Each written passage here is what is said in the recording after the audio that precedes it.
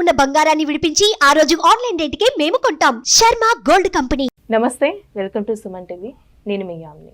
ప్రస్తుతం మనతో ఉన్నారు ప్రముఖ ఆధ్యాత్మికవేత్త, ప్రముఖ జ్యోతిష వాస్తు పండితులు సుభాష్ శర్మ గారు ఉన్నారు. గురుగారితో మాట్లాడి మనకున్న సందేహాలను అడిగి తెలుసుకుందాం. నమస్కారం గురుగారు. శ్రీమాత్రే నమః. గురుగారు, ఇప్పుడు ఆశ్లేష నక్షత్రంలో జన్మించిన వాళ్ళ స్వభావం కానీ వాళ్ళ మానసిక పరిస్థితి కానీ అసలు ఏ విధంగా ఉంటారండి? ఇంకా చూడ్డానికి కూడా తప్పకుండా తెలియజేస్తాను. ముందుగా ప్రేక్షకులందరికీ శ్రీమాత్రే నమః, శ్రీ గురుభ్యో నమః. జ్ఞానినాంనపి చేతాంసి దేవి భగవతి హిత బలాయ కృష్ణమోహాయ మహామాయ ప్రయశ్చతి. ఆశ్లేష నక్షత్రం. ఆశ్లేష నక్షత్రానికి అధిపతి బుధుడవుతాడు. ఆశ్లేష నక్షత్రం అంటే సర్ప నక్షత్రం అని కూడా తెలియజేస్తూ ఉంటారు. అయితే ఆశ్లేష నక్షత్రంలో పుట్టినటువంటి వారు చాలా మృదు స్వభావులు, అందమైనటువంటి వారుగాను, అలాగే వాళ్ళని చూస్తే అట్రాక్షన్ తొందరగా అయిపోయేటటువంటి వాళ్ళ యొక్క శైలి అనేటటువంటిది అలా ఎక్కువగా ఉంటూ ఉంటుంది. అయితే ఆశ్లేష నక్షత్రము అని అంటేనే గనక వీళ్ళు పుట్టుకతోనే అదృష్టవంతులు అని కూడా చెప్పుకోవచ్చు. బికాజ్ ఎందుకు అంటే గనక వీళ్ళ యొక్క తెలివితేటలు కానివ్వండి, మానసిక స్థైర్యం కానివ్వండి, చాలా ఎక్కువగా ఉండేటటువంటి లక్షణాలు ఈ యొక్క ఆశ్లేష నక్షత్ర జాతకులకు ఎక్కువగా ఉంటూ ఉంటాయి. అలాగే వీళ్ళది సర్ప నక్షత్రము కావటము చేత వీళ్ళు పగపడితే గనక, వీళ్ళు ఎవరైనా శత్రువు అనుకుంటే గనక వాళ్ళను జయించేంత వరకు, అంటే వాళ్ళను కష్టపెట్టేంత వరకు, వాళ్ళు ఇబ్బంది పెట్టేంత వరకు, అయ్యో వీడితో ఎందుకు పెట్టుకున్నాము అనేటటువంటి రీతి వరకు తీసుకొచ్చేంత వరకు ఆశ్లేష నక్షత్ర జాతకులు అస్సలు వదిలిపెట్టరు. అలాగే వీళ్ళకు సహనము ఎక్కువే, కోపము ఎక్కువే, రెండూ కూడా సమపాలల్లో ఉండే నక్షత్రాల్లో ఆశ్లేష నక్షత్రం ఒకటి. అలాగే వీళ్ళు చాలా మట్టుకు అట్రాక్షన్, అంటే స్త్రీ వ్యామోహం కలిగినటువంటి వారిలో ఆశ్లేష నక్షత్ర జాతకులు ఒకరు అని చెప్పుకోవచ్చు. అంటే స్త్రీలతో సంబంధాలు ఎక్కువగా పెట్టుకునేటటువంటి వారు, స్నేహ సంబంధం కావచ్చు, ఇంకా ఇతర సంబంధాలు కావచ్చు, ఇలా ఎక్కువగా సంబంధం, అంటే స్త్రీతో ఎక్కువ సంబంధాలు పెట్టుకునేటటువంటి వారిలో ఆశ్లేష నక్షత్ర జాతకులు ఒకటి అని చెప్పుకోవచ్చు. అలాగే వీళ్ళు చూడడానికి చాలా అందంగా కనిపిస్తూ ఉంటారు. ఎవరు చూసినా ఇష్టపడదాము అనేటటువంటి రీతిలో ఉంటూ ఉంటారు. వీళ్ళ యొక్క లైఫ్ స్టైల్ కానివ్వండి, వీళ్ళ యొక్క ఎక్కువ చేసేటటువంటి అలవాట్లు కానివ్వండి, ఎవరైనా ఇష్టపడేటటువంటి తత్వం కలిగినటువంటి వారు ఆశ్లేష నక్షత్ర జాతకులు. అయితే వీళ్ళకు 32 సంవత్సరాల వరకు వీళ్ళ జీవితం స్వేచ్ఛా జీవితంగా ఉంటుంది. స్వేచ్ఛ మీన్స్ వీళ్ళు ఇష్టం వచ్చినటువంటి రీతిగా ఉండవచ్చు. కానీ ఆఫ్టర్ మ్యారేజ్ అయ్యింది అని అంటే గనక వీళ్ళ జీవితంలో ఎన్నో రకాలైనటువంటి ఇబ్బందులు ఏర్పడుతూ ఉంటాయి. బికాజ్ ఎందుకు అంటే ఆశ్లేష నక్షత్ర జాతకులకు వివాహ విషయంలో చాలా ఇబ్బందులు వస్తూ ఉంటాయి. అంటే మొదటి వివాహం విడిపోవడం కానీ, భార్యాభర్తలకు పడకపోవడం కానివ్వండి, ఆఫ్టర్ మ్యారేజ్ అయ్యింది అని అంటే వీళ్ళ జీవితంలో ఏదో ఒక వెల్తీ ఉండడము, గిల్టీ ఫీలింగ్ ఉండడము, లేదు అని అంటే మ్యారేజ్ లైఫ్ అనేటటువంటి సాటిస్ఫాక్షన్గా లేకపోవడము వీళ్ళ జీవితంలో ఎక్కువగా ఉండేటటువంటి అవకాశాలు ఆశ్లేష నక్షత్ర జాతకంలో పుట్టినటువంటి వారికి ఎక్కువగా ఉంటాయి. అలానండి, నక్షత్రంలో జన్మించిన వాళ్ళకి ఆశ్లేష బలి పూజ చేస్తూ ఉంటారు కదా, అది అందరికీ వర్తిస్తుందా? ఆశ్లేష 100% అందరికీ వర్తిస్తుంది. ఆశ్లేష నక్షత్రంలో పుట్టిన ప్రతి ఒక్క జాతకుడు చేసుకోవలసినటువంటి ఏదైనా రెమెడీ ఉంది అని అంటే కనుక అది ఆశ్లేష నక్షత్ర బలి పూజా విధానం. ఆశ్లేష నక్షత్రంలో పుట్టిన వారు ఎందుకు చేసుకోవాలంటే, ఈ నక్షత్రంలో పుడితే వాళ్ళు సర్పదోషముతో పుట్టినటువంటి వారి కిందకి జమ వేస్తూ ఉంటారు. అంటే ఆశ్లేష నక్షత్రం అంటేనే సర్ప నక్షత్రము. అందులో చాలా కేటగిరీస్ ఉన్నాయి.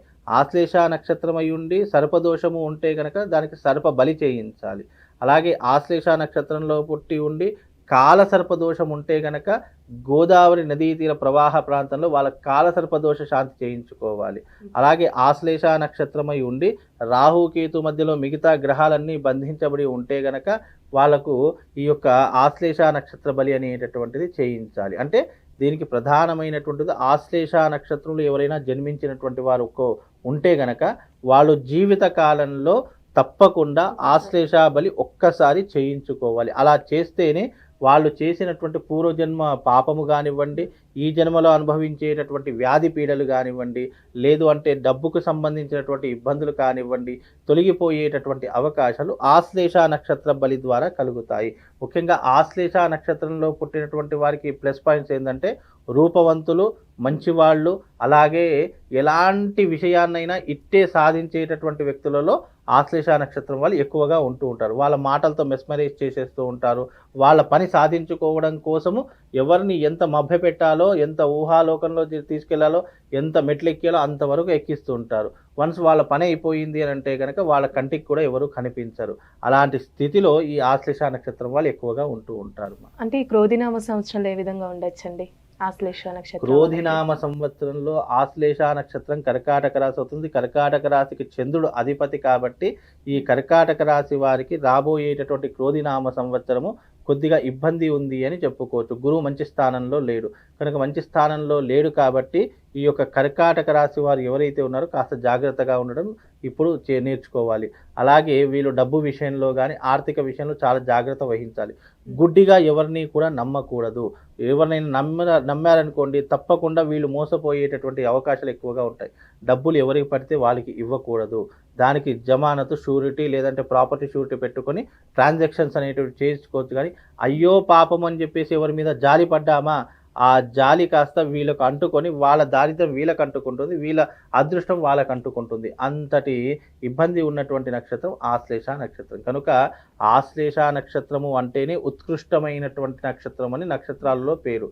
కనుక ఈ ఉత్కృష్టమైనటువంటి ఆశ్లేష నక్షత్రం అనేటటువంటిది జీవితంలో అన్నీ బాగానే ఉంటాయి. కానీ కొన్ని సందర్భాలలో తొందరపడి తీసుకునేటటువంటి నిర్ణయాలకు వీళ్ళు జీవితాన్ని కోల్పోయేటటువంటి అవకాశాలు ఎక్కువగా కనిపిస్తూ ఉంటాయి.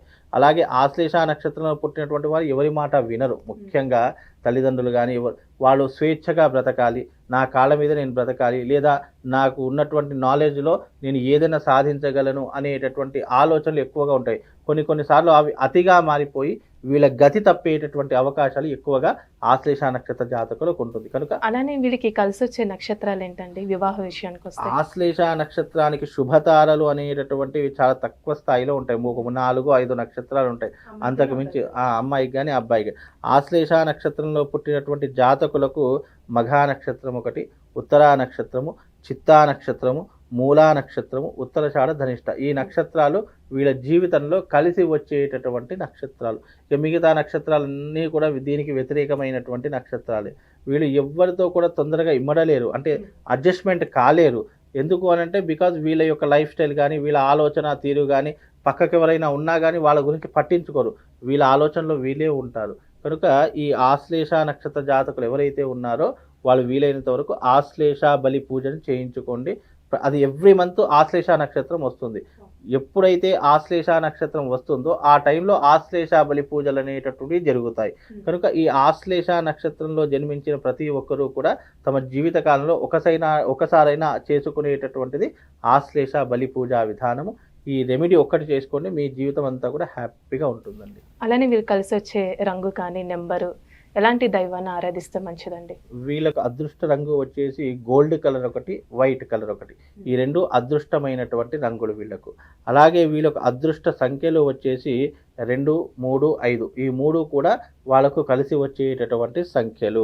అలాగే వీళ్ళు ఎక్కువగా బుధవారం పూట ఏ పని కూడా ఆచరించకూడదు, ఏ పని చేయకూడదు, కొత్త ఊళ్ళకు ప్రయాణాలు చేయకూడదు. ఎందుకంటే ఘాతవారం బుధవారం అవుతుంది కాబట్టి బుధవారం రోజున ఎలాంటి పనులు చేయకుండా ఎవరి ఇంటి పట్టున ఉంటే వాళ్ళకు చాలా ఉత్తమమైనటువంటి మార్గము.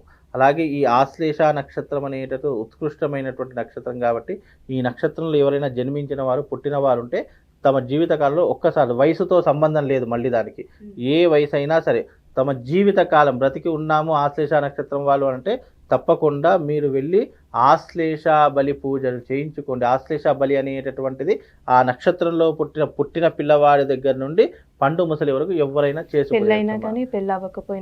ఏదైనా పెళ్ళైనా పెళ్లి కాకపోయినా యాక్చువల్ ఆశ్లేష నక్షత్రంలో పుట్టినటువంటి వాళ్ళు మోస్ట్ ఆఫ్ ది ఎక్కువగా ఎవరినైనా ఇష్టపడేటటువంటి అమ్మాయిని అంటే లవ్ మ్యారేజెస్ ఎక్కువ చేసుకుంటారు తప్ప ఇక తల్లిదండ్రులు చూపించేటటువంటి సంబంధాన్ని అయితే ఎక్కువగా చేసుకోరు.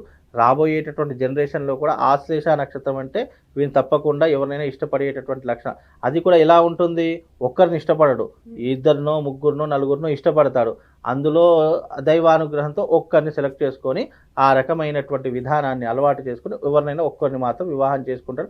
ఆ వివాహం అయిన తర్వాత కూడా గొడవలు, చిక్కులు, ఇబ్బందులు, డబ్బు కోసమో, కుటుంబం కోసమో, అక్కా చెల్లెళ్ళ కోసమో, బంగారం కోసం దేనికొక దానికి ఇబ్బందులు అనేటటువంటివి నడుస్తూనే ఉంటాయి. కనుక ఇలాంటివి ఫ్యూచర్లో రాకుండా ఉండడానికి ఆశ్లేష బలి పూజ అనేటటువంటిది వీళ్ళు చేసుకుంటే సరిపోతుందమ్మా. చాలా చక్కగా తెలియజేశారండి. ధన్యవాదాలు. శ్రీమాన్.